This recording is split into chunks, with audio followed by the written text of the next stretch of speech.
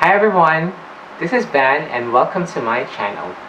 So for today's video, I want to talk about one of the most important things or decisions that you have to make when you move to Bangkok.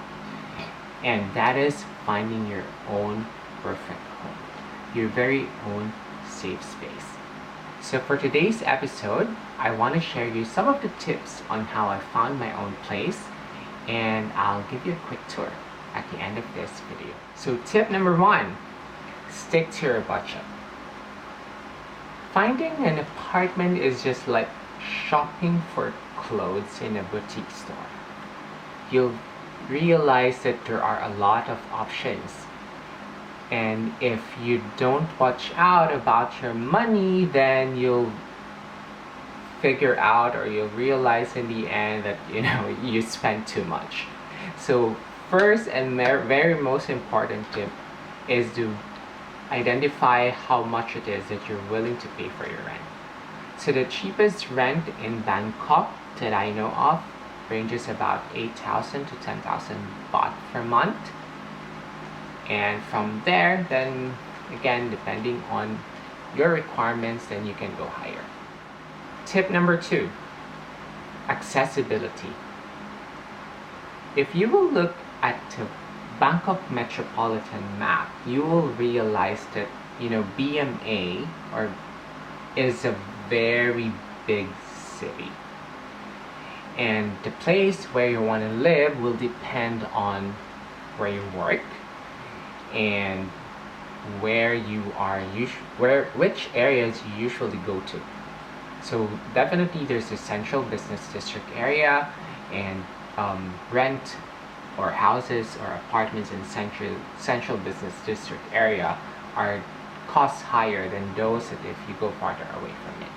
So it will depend on you on what your considerations are in terms of accessibility. Trains and buses and Songpiao, they're all very accessible, but at the end of the day, different people have different preferences.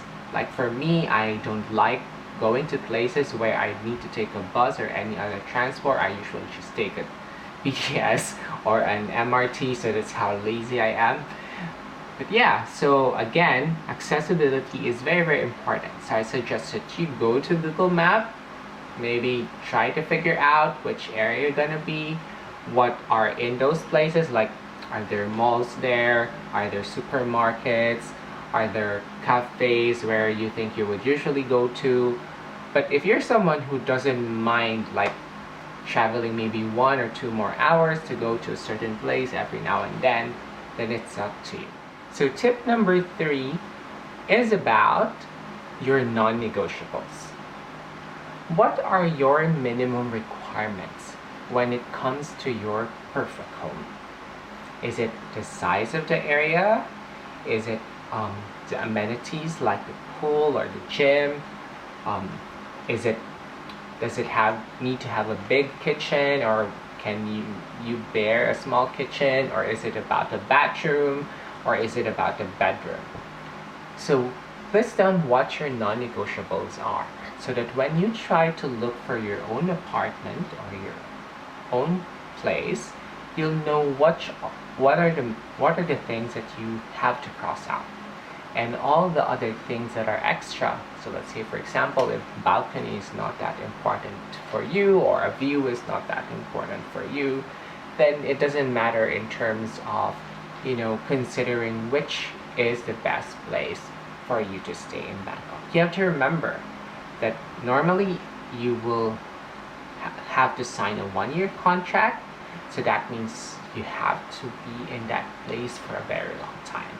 So you really have to figure out what your non-negotiables are, which leads me back to my tip number 4, which is always read your contract. So most people I know, they do not read their contracts, but you have to, especially if you're living in a different place, because when things go wrong, when you have a problem, you have to know what are your recourse.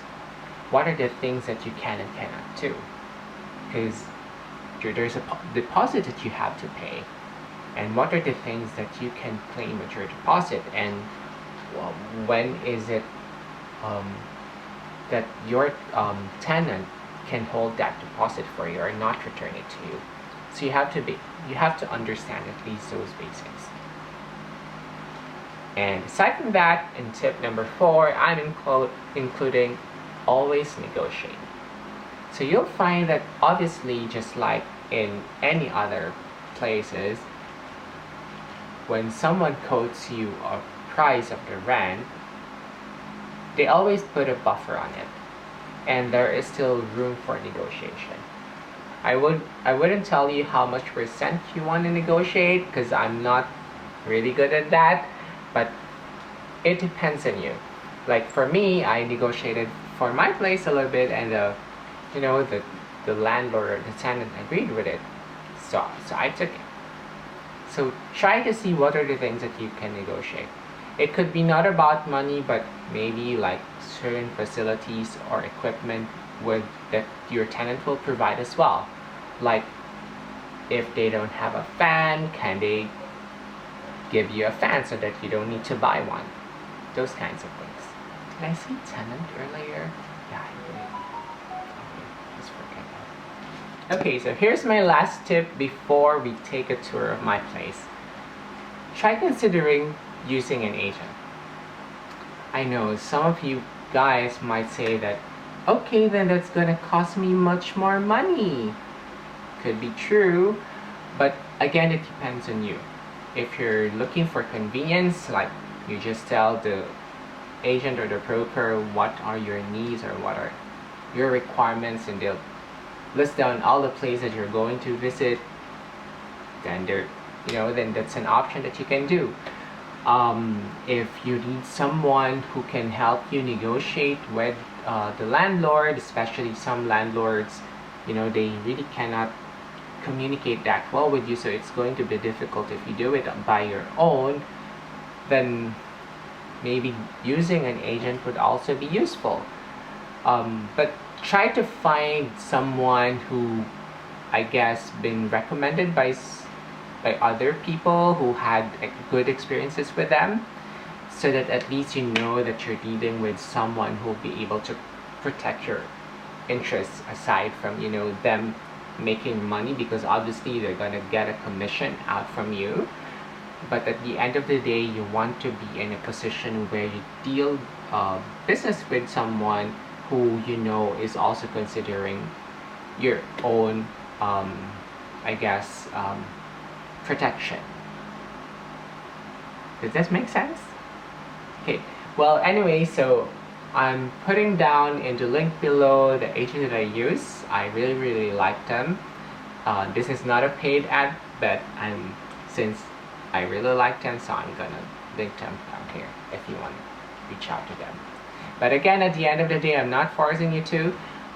If you have all the time in the world to look for the place on your own, if you're confident that you can negotiate with the tenant on your own, and that in case there are some problems in the future, that you'll be able to deal with it on your own without the help of a middleman, then you can also do that. Okay, so now we're going to tour my unit. So this is my dining room / workspace, since I'm working from home. These are built-in cabinets, which are messy. They have a built-in shoe rack, so that's why I love it. This is for I don't know what you call it in English, but yeah, you can hang a lot of stuff in there. This is my kitchen, so it's not that big, but I cook a lot, so as you can see, so I have my lunch there right now, which is adobo. This is fully furnished, so everything's a microwave, oven are provided, the fridge was provided, other stuff I bought those. This is like my laundry / messy area, I guess. Yeah, because it's messy. Okay. And this is my living room. So my sala. So this is, and look at my view. So this is one of the reasons why I chose this apartment when I was, looking for one, because I love the view. Not just because I can see the city skyline, but because of the greens. I love nature, so, and I have an unobstructed view of the city with lots of green. Especially right now that you're, working from home and you just stare in at your computer the whole day. So at least if I want to distress, so I just look at the green and that's it, right? So this is entertainment side. So that's the Buddha that I bought when I was in Chiang Mai. This is like a bow and arrow that I bought in a second-hand Japanese store, and also that sword. Those 3 head thingies I bought from Chiang Mai. The artwork and the candle holder are from Chatuchak, and then those are the books that I've read. These are the ones that I'm still reading. Okay, so these are built-in cabinets as well, so they have a lot of built-ins. Also these ones. So yeah, but I'm not gonna show them. So I have my PlayStation 4 when I bought it, and this is my bedroom, as you can see. And it also has this view, wonderful view, and it's not like an actual balcony, but you can actually open the whole window. And I love it because, like, every time when I wake up in the morning, I hear the birds chirping. And then this is like a sliding glass. So if you want to, divide your living room from your bedroom, you can do that. And this is the closet, which I'm not gonna open because it's messy. So those are my 2 guardian angels. Bought them from Chiang Mai. They said they're like lucky puppets, so I bought them. And this is where, so that's my Dyson area. This is where I do my hair every day. This is my bathroom, which is a little messy. Let me turn on the lights. You can see. So this has their built-in light over there as well. So this basically, so after I shower, so that's my shower, is where I'm just at, because I bought this from IKEA, and then all my stuff are here, my beauty routine are here. So that is my entire apartment. It's not that big, but I love it because it's cozy. So hope you enjoy.